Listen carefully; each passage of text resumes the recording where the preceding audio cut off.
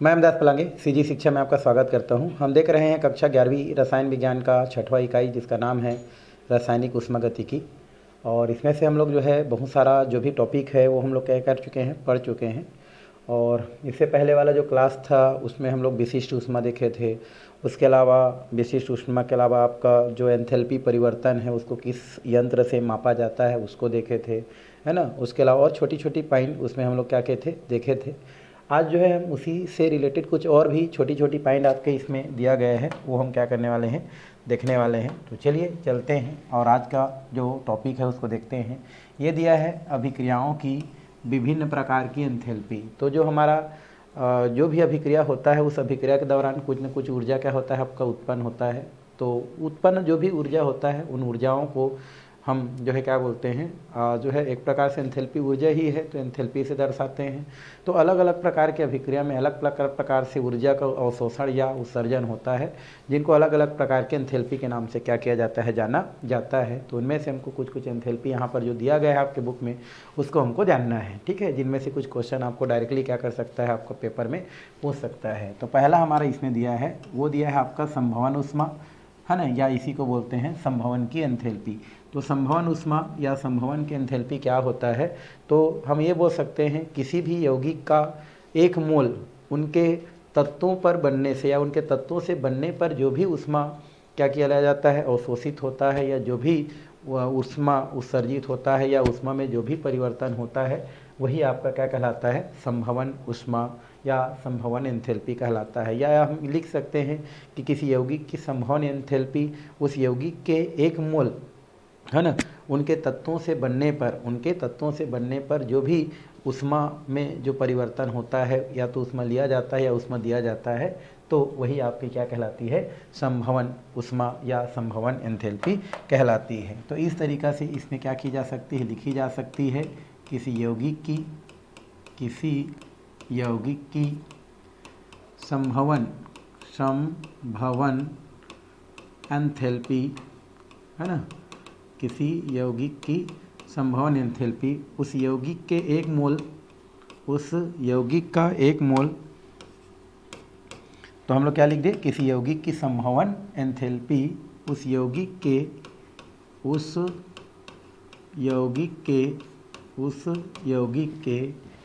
एक मोल, उस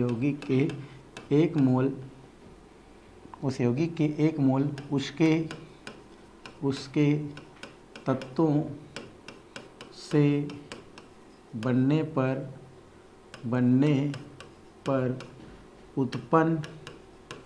उत्पन्न या अवशोषित ऊष्मा की मात्रा को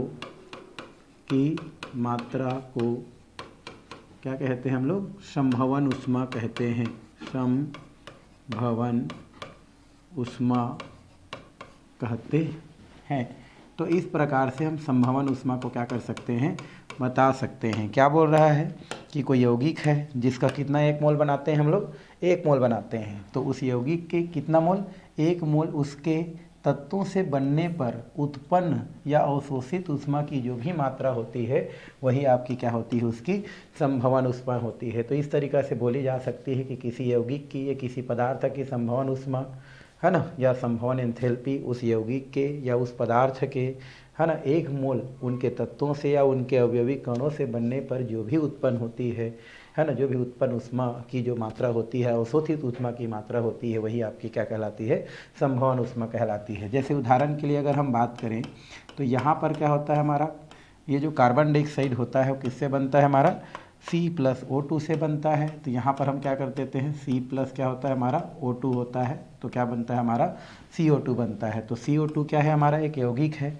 तो इसका अगर हम एक मोल जो है उसके तत्वों से बनाएं, मतलब कार्बन डाइऑक्साइड को हम कार्बन और ऑक्सीजन से अगर बनाएं, तो उस दौरान जो भी ऊष्मा क्या होती है, आपकी उत्पन्न होती है, वो ऊष्मा की मात्रा ही आपकी क्या कहलाती है, संभवन एंथैल्पी कहलाती है। और इसके अंतर्गत लगभग जो है अगर हम देखें यहाँ पर संभवन एंथैल्पी में, तो लगभग आपका जो है बोल सकते हैं 72-74% यहाँ पर कितना होती है, हमारी लगभग 74 किलो जूल पर मोल क्या होती है आपकी ऊष्मा बाहर निकलती है। और इसको डेल एच में अगर दर्शाएं तो इसको माइनस से क्या की जाती है, दर्शाई जाती है या माइनस से प्रदर्शित की जाती है ना। तो इस प्रकार से हम लोग कर सकते हैं। आपका जो भी माइनस प्लस है आप उधर लिख ले रहे हैं भाई, ठीक है। तो डेल एच बराबर कितना हो जाती है आपकी माइनस 74 किलो जूल पर मोल। इस प्रकार से क्या की जा सकती है, दर्शाई जा सकती है। तो ये हो गया आपकी किसकी एंथैल्पी, संभवन की एंथैल्पी। तो इस तरीक़ा से संभवन की एंथैल्पी को क्या की जा सकती है, बताई जा सकती है कि संभवन की एंथैल्पी या संभवन ऊष्मा क्या होती है।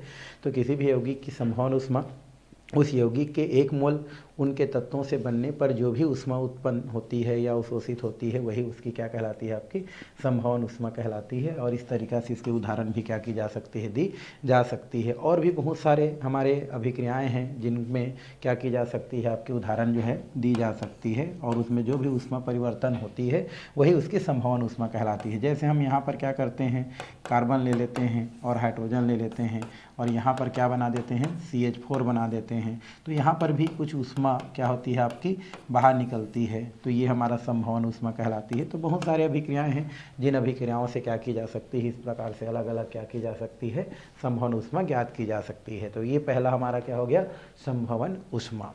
चलिए अब हम चलते हैं किसके पास, दूसरा हमारा होता है दहन की ऊष्मा।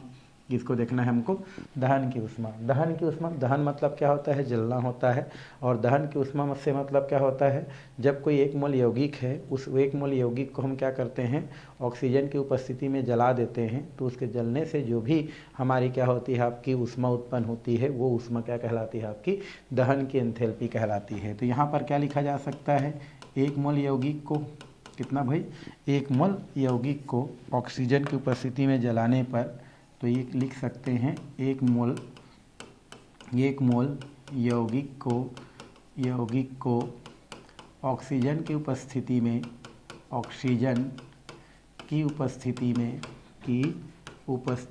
जलाने पर उत्पन्न ऊष्मा की मात्रा को हम क्या कहते हैं, दहन की एंथैल्पी कहते हैं। उत्पन्न ऊष्मा की मात्रा को क्या बोलते हैं हम लोग, दहन की एंथैल्पी कहते हैं। दहन की एंथैल्पी कहते हैं। तो इस तरीक़ा से हम दहन की एंथैल्पी को क्या कर सकते हैं, बता सकते हैं। दहन की एंथैल्पी मतलब, दहन मतलब होता है जलना, और ये जो दहन का मतलब होता है जलना। अगर हम क्या करते हैं, 1 मोल कोई यौगिक लेते हैं और उस यौगिक को अगर ऑक्सीजन की उपस्थिति में क्या कर देते हैं, जला देते हैं, तो उसके जलने से जो भी ऊष्मा उत्पन्न होता है वही ऊष्मा आपकी क्या कहलाती है, दहन की एंथैल्पी कहलाती है। तो किसी को भी जला सकते हो भाई, आप कार्बन डाइऑक्साइड को भी तो जला सकते हैं उदाहरण के लिए, है ना, क्योंकि कार्बन जो होता है वो जलता है तभी क्या बनाता है, कार्बन डाइऑक्साइड बनाता है। तो ये उदाहरण हो जाता है। C+ क्या हो जाता है हमारा, O2 हो जाता है, इक्वल टू क्या हो जाता है आपका CO2। तो ये जो है कार्बन जल गया, कार्बन डाइऑक्साइड बना लिया, तो यहाँ पर क्या होती है, आपकी ऊष्मा जो है उत्पन्न होती है। और ये जो ऊष्मा होती है, यहाँ से जो भी ऊष्मा परिवर्तन होती है, आपके बुक में जो भी ऊष्मा दिया गया है उस ऊष्मा को यहाँ पर क्या की जा सकती है, रखी जा सकती है। तो यहाँ से बहुत सारी क्या होती है, आपकी ऊष्मा उत्पन्न होती है और वो ऊष्मा आपकी क्या कहलाती है, दहन की एंथैल्पी कहलाती है। तो कार्बन को हमने क्या कर दिया, जला दिया। जलाने के पश्चात क्या होता है, उसके फलस्वरूप जो भी ऊष्मा उत्पन्न होता है उसे हम क्या बोलते हैं, दहन की एंथैल्पी कहते हैं। जैसे हमारे पास मीथेन दिया है और मीथेन को अगर हम क्या करते हैं, जला देते हैं, तो इस दौरान क्या बनता है, H2O बनता है और क्या बनता है, CO2 बनता है। तो उस स्थिति में बहुत सारी क्या होती है, हमारी हीट क्या होती है, उत्पन्न होती है, ऊष्मा क्या होती है, उत्पन्न होती है। तो वो उत्पन्न ऊष्मा क्या कहलाती है, आपकी दहन की एंथैल्पी कहलाती है, दहन की एंथैल्पी के नाम से जानी जाती है। तो इस तरीक़ा से दहन की एंथैल्पी को भी क्या की जा सकती है, परिभाषित की जा सकती है। ये छोटे छोटे क्वेश्चन के रूप में आपको क्या की जाती है, प्रश्न के रूप में पूछी जा सकती है कि दहन की एंथैल्पी क्या है, संभवन एंथैल्पी क्या है। इस तरीक़ा से क्या की जाती है, आपको क्वेश्चन की जाती है। तो कितने हो गया भाई, हमारा 2 हो गया। पहला हमारा संभवन एंथैल्पी और आपका दहन की एंथैल्पी। आपके बुक में और बहुत सारा उदाहरण दिया है, उनमें से आप कोई भी उदाहरण ले सकते हैं। फिलहाल ये 2 उदाहरण हम यहाँ पर क्या करते हैं, रखते हैं भाई। चलिए आगे हम लोग देखते हैं उदासीनीकरण एंथैल्पी। क्या देखना है हमको, उदासीनीकरण एंथैल्पी। उदासीनीकरण एंथैल्पी मतलब सिंपल सी बात होता है, जब अम्ल और क्षार को क्या की जाती है, आपस में क्रिया कराई जाती है, तो उसके फलस्वरूप जो उत्पन्न ऊष्मा होती है वही आपकी क्या कहलाती है, उदासीनीकरण एंथैल्पी कहलाती है। बट यहाँ पर आपके बुक के अनुसार जो परिभाषा दिया है कि 1 ग्राम तुल्यांक क्षार को और 1 ग्राम तुल्यांक जो क्या होता है, जो अम्ल होता है, जब उन दोनों को आपस में हम क्या करते हैं, मिलाते हैं, तो उसके बीच क्रिया होता है और उस क्रिया के फलस्वरूप क्या होता है, आपका उष्मा क्या होता है, आपका उत्पन्न होता है, और वही उष्मा उत्पन्न क्या कहलाता है, आपका उदासीन की या उदासीनीकरण की एंथैल्पी कहलाता है। जैसे हम यहाँ पर क्या करते हैं, उदाहरण से इसको समझ लेते हैं। तो यहाँ पर हम क्या करते हैं, एक अम्ल ले लेते हैं जैसे HCl, और एक हम क्या लेते हैं, क्षार लेते हैं NOH। तो यहाँ से आपको पता है ये प्लस होता है, हाइड्रोजन प्लस होता है, क्लोरीन माइनस होता है, सोडियम प्लस होता है, हाइड्रोक्साइड माइनस होता है। तो यहाँ पर क्या होता है, एक का प्लस दूसरे के माइनस के साथ और दूसरा का माइनस पहले के प्लस के साथ। तो यहाँ पर क्या बन जाता है, NaCl, क्योंकि सोडियम इसके माइनस के साथ निकल जाता है। तो यहाँ से आपका क्या बन जाता है, आपका NaCl बनता है भाई। तो यहाँ से बन गया आपका NaCl प्लस यहाँ से H और OH बन है, मतलब क्या बनता है आपका H2O। क्यों, क्योंकि हाइड्रोजन और ये OH बन जाता है तो H2 बना लेता है, और ये दोनों मिल जाता है तो NaCl बनाता है। और इस दौरान बहुत सारी क्या होती है, आपकी ऊर्जा क्या होती है, आपका उत्पन्न होती है। और ये आपका जो ऊर्जा है, ये जो उष्मा है, ये जो एंथैल्पी है, वो आपकी क्या कहलाती है, उदासीनीकरण की एंथैल्पी के नाम से जानी जाती है। तो इस तरीक़ा से इसको क्या की जा सकती है भाई, बताई जा सकती है। आप अपने भाषा में लिखना भाई, उदासीनीकरण एंथैल्पी क्या होती है। तो आप बोल सकते हैं जब अम्ल को और क्षार को क्या की जाती है, आपस में क्रिया कराई जाती है, तो उस दौरान क्या होती है, दोनों क्रिया करके आपको एक लवण बनाती है, जल बनाती है, और कुछ क्या करती है मात्रा में उष्मा क्या करती है, उत्पन्न करती है, कुछ ऊर्जा उत्पन्न करती है, और वो ऊर्जा ही आपकी क्या कहलाती है, उदासीनीकरण एंथैल्पी के नाम से जानी जाती है, उदासीनीकरण एंथैल्पी कही जाती है। तो ये हो गया आपका कौन सा भाई, उदासीनीकरण एंथैल्पी। तो ये आपको क्या करना है, ध्यान में रखना है कि क्या है, कैसा है, ठीक, ओके। चलिए अब हम चलते हैं आगे की ओर। क्या है, विलयन की एंथैल्पी। किसको देखना है हमको, विलयन की एंथैल्पी देखना है। विलयन की एंथैल्पी क्या होती है भाई, विलयन की एंथैल्पी का मतलब होती है आपका कि अगर किसी भी पदार्थ के 1 मोल को विलायक में जब क्या कर दी जाती है, घोल दी जाती है, तो उससे विलयन बनती है, और उस दौरान कुछ ऊर्जा क्या होती है, आपकी उत्पन्न होती है, वो विलयन की एंथैल्पी कहलाती है। जैसे हमने क्या लिया, यहाँ पर एक पात्र ले लेते हैं, और इस पात्र में हमने क्या ले लिया, ये ले लिया H2O। क्या ले लिया, H2O, और इसमें हमने क्या मिला दिया, शुगर मिला दिया। क्या मिला दिया, शुगर मिला दिया। तो हमने क्या करते हैं, 1 मोल शक्कर ले लेते हैं, और इस 1 मोल शक्कर को अगर हम पानी में क्या करते हैं, घोल देते हैं, तो उस दौरान जो भी ऊर्जा में क्या होता है, परिवर्तन होता है, या शक्कर के पानी में घुलने से जो भी वहाँ से उत्पन्न निकलता है, वो उष्मा ही आपका क्या कहलाता है, आपका विलयन की एंथैल्पी कहलाता है, विलयन की एंथैल्पी कहते हैं। तो परिभाषा आप क्या कर सकते हैं, यहाँ से लिख सकते हैं कि 1 मोल कितना मोल, 1 मोल विलेय पदार्थ को 1 मोल किसको भाई, विलेय पदार्थ को, है ना, विलायक में घोलने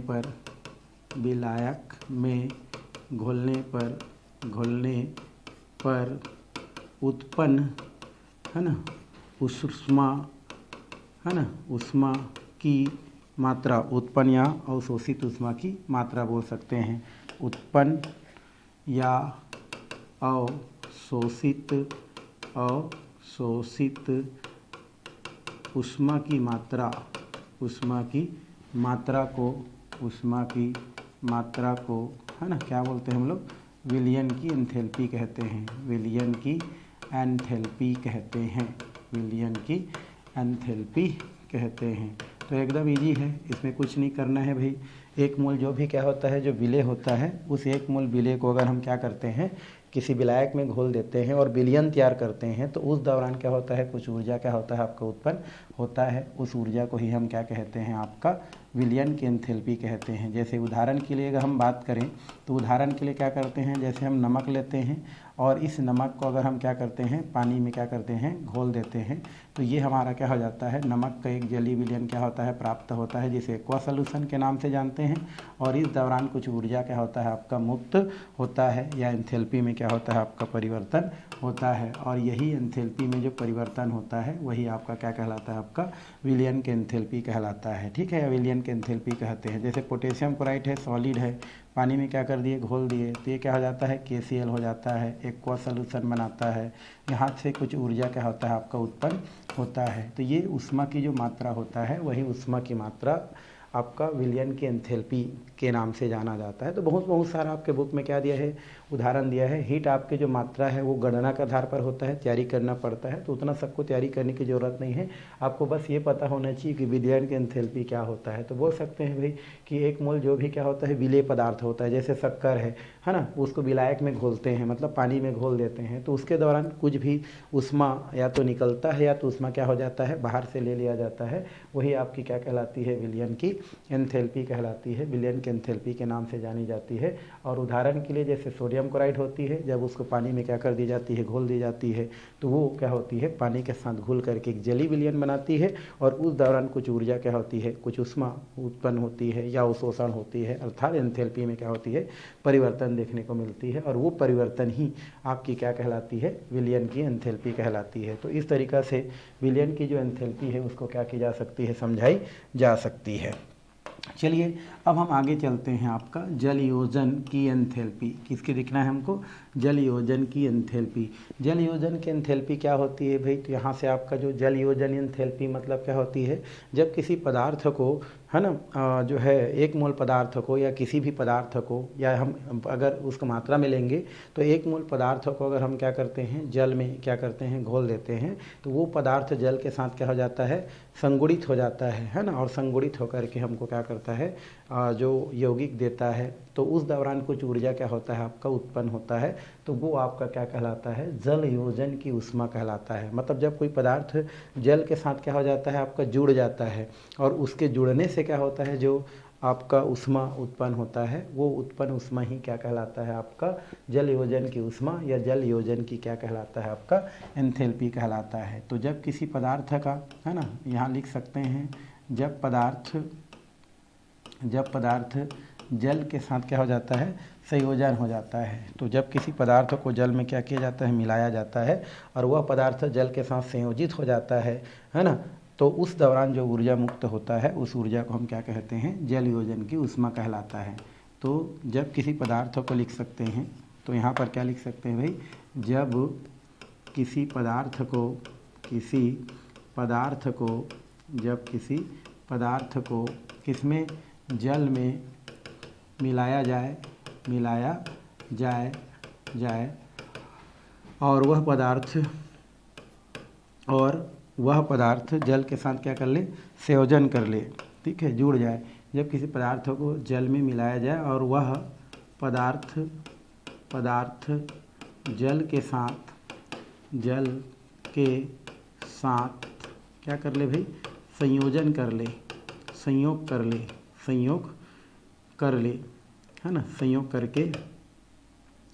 कर ले, तो उसके फलस्वरूप उत्पन्न होता है वो क्या कहलाता है आपका, जल योजन की ऊष्मा कहलाता है। तो जब किसी पदार्थ को जल में मिलाया जाए और वह पदार्थ जल के साथ संयोग कर लेता है ना, कर लेता है, तो उस दौरान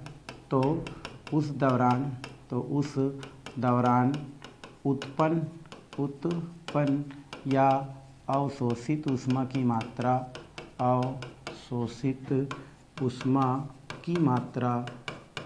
मात्रा को क्या बोलते हैं हम लोग, जल योजन की एंथैल्पी कहते हैं। जल योजन की एंथैल्पी कहते हैं, क्या कहते हैं हम लोग, जल योजन की एंथैल्पी कहते हैं। तो हमने क्या बोल दिया यहाँ पर कि जब किसी पदार्थ को जल में क्या किया जाता है, मिलाया जाता है ना भाई। जब जल में हम क्या कर देते हैं, मिला देते हैं, तो वो जो पदार्थ होता है वो जल के साथ संयोग कर लेता है, जुड़ जाता है। तो उस दौरान जो भी उत्पन्न या अवशोषित ऊष्मा होता है उसकी जो मात्रा होता है, ये मात्रा आपकी क्या कहलाता है, आपका जल योजन की एंथैल्पी कहलाता है। इसे हम लोग क्या बोलते हैं, जल योजन की एंथैल्पी कहते हैं। जैसे अगर हम क्या करते हैं, उदाहरण ले लेते हैं, तो यहाँ पर उदाहरण क्या होता है भाई, तो ये उदाहरण आपका दिया गया है। यदि हम क्या कर रहे हैं, कैल्शियम हमारा क्या दिया है, सल्फेट दिया है। अगर इस कैल्शियम सल्फेट को हम क्या करते हैं, पानी के साथ क्या कर देते हैं, मिला देते हैं, तो ये पानी अगर इसके साथ क्या हो जाता है आपका, इस प्रकार से जुड़ जाता है, तो ये हमारा जो यौगिक है उसके साथ जुड़ गया तो इस दौरान कुछ ऊर्जा क्या होता है आपका मुक्त होता है, तो ये ऊर्जा ही आपका क्या कहलाता है या अवशोषित होता है। तो जो भी ऊष्मा का मात्रा होता है वही आपका जलयोजन ऊर्जा कहलाता है। उसके अलावा जैसे आप ये बोल सकते हैं कि ये हमारा क्या होता है, पानी होता है, और पानी में हम क्या करते हैं, जब नमक को क्या करते हैं, घोल देते हैं। किसको घोल देते हैं, आपका नमक को घोल दिया जाता है। पानी में किसको घोलते हैं, नमक को घोलते हैं।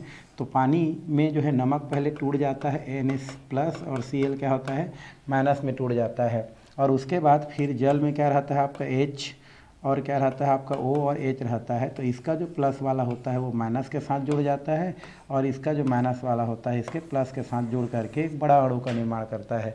मतलब हमारे जो नमक के कण हैं वो जल के कण के साथ क्या कर रहा है, संयोग कर रहा है। तो उस दौरान जो भी हमारा ऊर्जा उत्पन्न होता है तो उस ऊर्जा को हम क्या बोलते हैं, जलयोजन की ऊष्मा के नाम से जानते हैं। ये पहले हम लोग क्या कर चुके हैं, पढ़ चुके हैं। तो इस तरीक़ा से आप उदाहरण को भी क्या कर सकते हैं, बता सकते हैं। तो ये हो गया जलयोजन की ऊर्जा। ठीक है, तो इतना में से आपको क्या कर सकता है, क्वेश्चन कर सकता है, जिसमें से पहला क्वेश्चन जो होता है वो है संक्रमण ऊष्मा क्या है ना, या संक्रमण की एंथैल्पी क्या है, उसको आपको ज़्यादा क्या करता है, क्वेश्चन करता है। तो आपको उसको क्या करना है भाई, ज़्यादा फोकस करना है। चलिए थोड़ा सा प्रावस्था संक्रमण जो होता है इसके आधार पर हम क्या करते हैं, थोड़ा सा एंथैल्पी परिवर्तन देखते हैं। तो यहाँ पर दिया है पहला संगलन की एंथैल्पी। क्या दिया है हमारा, संगलन की एंथैल्पी। संगलन की एंथैल्पी, संगलन मतलब क्या होता है, पिघलना। तो जब एक मोल ठोस पदार्थ को एक मोल द्रव पदार्थ में क्या कर दिया जाता है, परिवर्तित कर दिया जाता है, तो जो भी ऊष्मा की आवश्यक जो मात्रा होता है या उत्पन्न ऊष्मा होता है वो आपका क्या कहलाता है, आपका संगलन की क्या कहलाता है, आपका एंथैल्पी कहलाता है। तो इसमें हम क्या कर सकते हैं, एक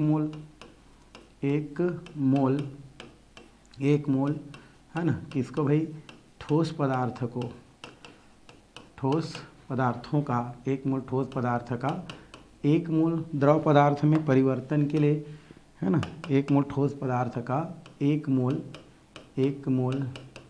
द्रव पदार्थ में परिवर्तन के लिए आवश्यक ऊष्मा, या ये बोल सकते हैं कि जब एक मोल ठोस पदार्थों को द्रव में क्या किया जाता है, परिवर्तित किया जाता है, तो उस दौरान जो भी एंथैल्पी में परिवर्तन होता है उसे हम लोग संगलन की एंथैल्पी कहते हैं। तो एक मोल ठोस पदार्थ को, है ना, द्रव में परिवर्तित करने पर, है ना, परिवर्तित करने के लिए,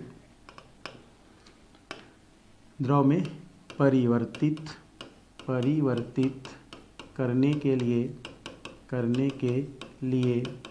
के लिए ऊष्मा की आवश्यक मात्रा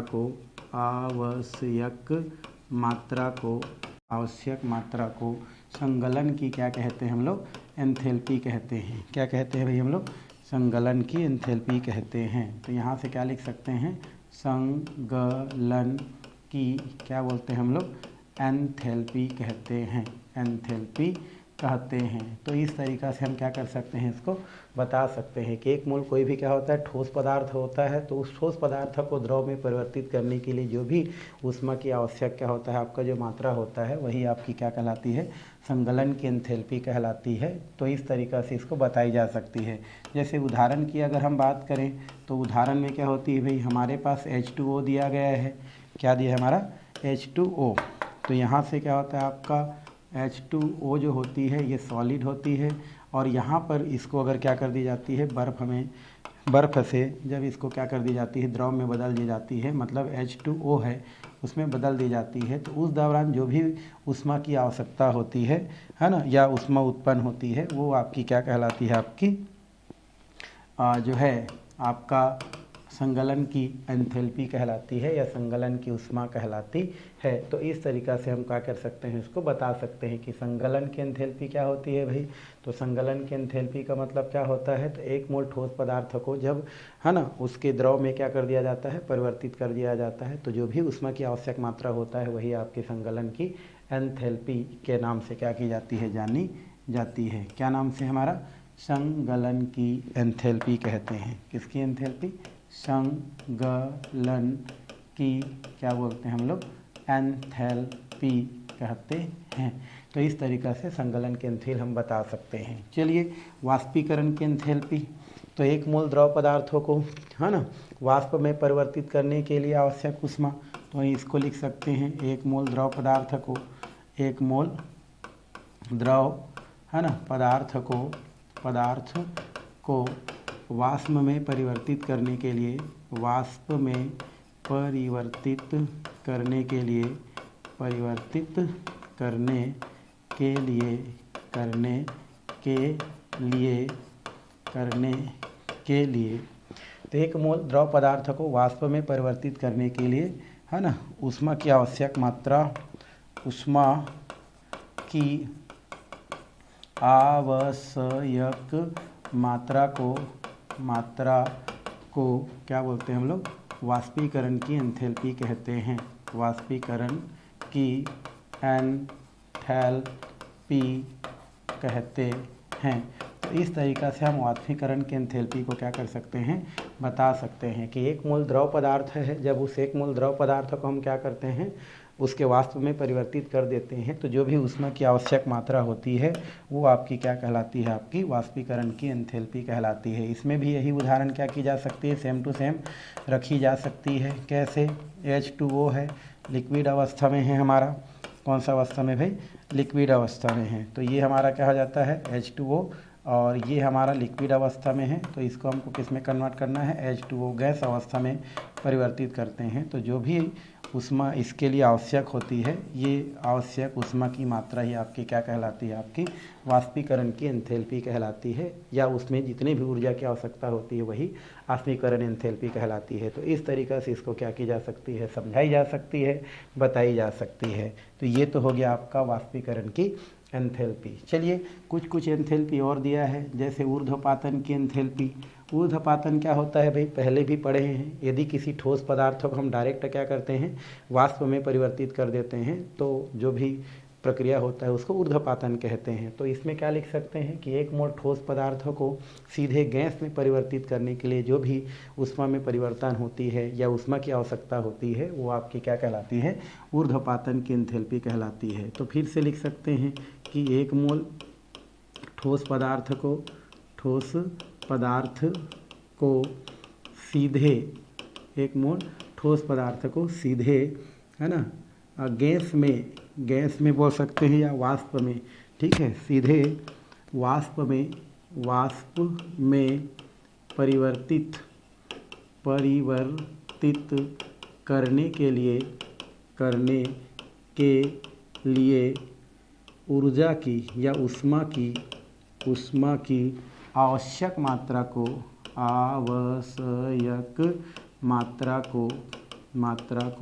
क्या बोलते हैं हम लोग, ऊर्ध्वपातन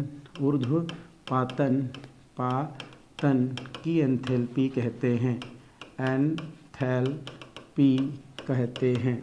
क्या कहते हैं हम लोग, ऊर्ध्वपातन की एंथैल्पी कहते हैं। तो छोटा छोटा चीज़ है, एक मोल हम कोई पदार्थ लेते हैं और उस एक मोल पदार्थ को ऊष्मा देते हैं, जिससे वो डायरेक्ट क्या होता है, द्रव में परिवर्तित ना होकर के डायरेक्ट क्या हो जाता है, वाष्प में परिवर्तित हो जाता है। तो उसके लिए जो भी ऊष्मा परिवर्तन होता है या जितने ऊष्मा की क्या होता है, आपका आवश्यकता होता है, वो आपका क्या कहलाता है, आपका ऊर्ध्वपातन की एंथैल्पी कहलाता है। और उदाहरण के लिए हम क्या कर सकते हैं, यहाँ पर लिख सकते हैं, यहाँ पर I2 होता है, I2 आयोडीन होता है, जो कि ठोस अवस्था में पहले क्या होता है, पाया जाता है।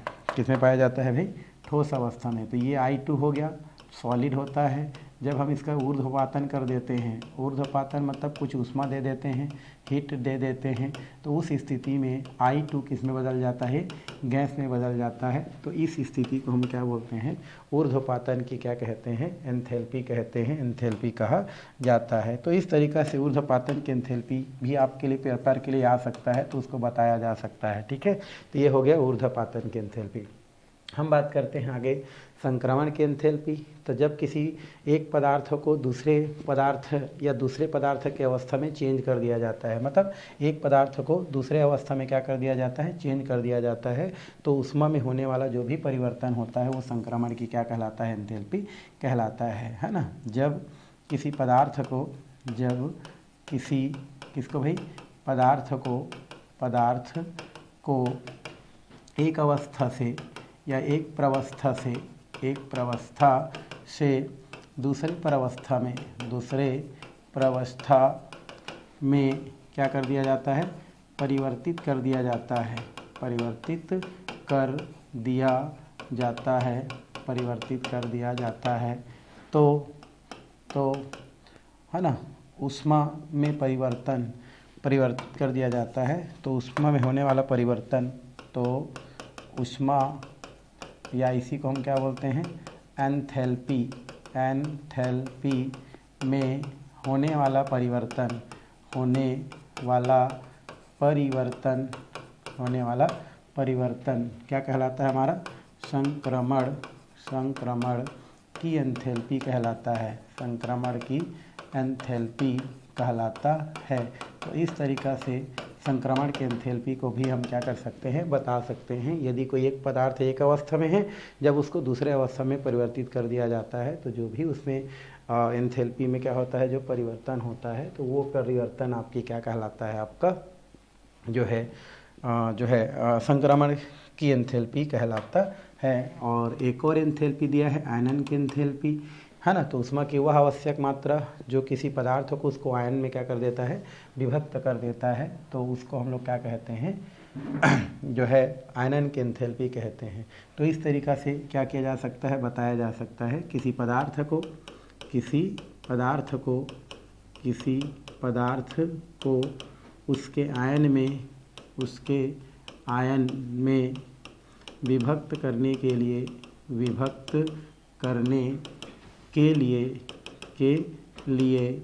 ऊष्मा की आवश्यक मात्रा को क्या कहते हैं हम लोग, जो है आयनन की एंथैल्पी कहते हैं, आयनन की एंथैल्पी कहते हैं। किसकी एंथैल्पी कहते हैं, आयनन की एंथैल्पी कहते हैं। तो किसी भी पदार्थ को उसके आयन में विभक्त करने के लिए ऊष्मा की जो भी आवश्यक मात्रा होती है ना, वो आपकी क्या कहलाती है, आपकी आयनन की क्या कहलाती है, मात्रा कहलाती है। तो इस तरीक़ा से आयनन की मात्रा को भी दर्शाई जा सकती है। और उदाहरण की अगर हम बात करें तो यहाँ पर क्या होती है आपकी, जैसे NaCl है, और इसको हम लोग क्या करते हैं, अगर तोड़ देते हैं तो Na+ और Cl क्या बनाती है, माइनस। या हम बोल सकते हैं यहाँ पर दूसरा KCl है, एक इसमें टूट जाता है, K+ आयन और Cl- आयन। तो इस दौरान जो भी ऊष्मा में परिवर्तन होती है, या तो ऊष्मा ली जाती है या ऊष्मा उत्सर्जित होती है, तो वही आपकी क्या कहलाती है, आयनन की क्या कहलाती है, आपकी एंथैल्पी कहलाती है। उसी प्रकार तनुता की एंथैल्पी भी होती है। तो इस तरीक़ा से जितने भी एंथैल्पी परिवर्तन होती है, उस परिवर्तन को इस तरीक़ा से क्या की जा सकती है, दर्शाई जा सकती है। तो फिलहाल आज की क्लास यहीं पर क्या की जाती है, समाप्त की जाती है। आने वाले क्लास में जो है हेन्स के स्थिर ऊष्मा संकलन का जो नियम है, जो आपकी 11वीं क्लास के लिए बहुत ही महत्वपूर्ण होती है, वो हम लोग जो है देखने वाले हैं। तो आज की क्लास यहीं पर क्या करते हैं, समाप्त करते हैं भाई।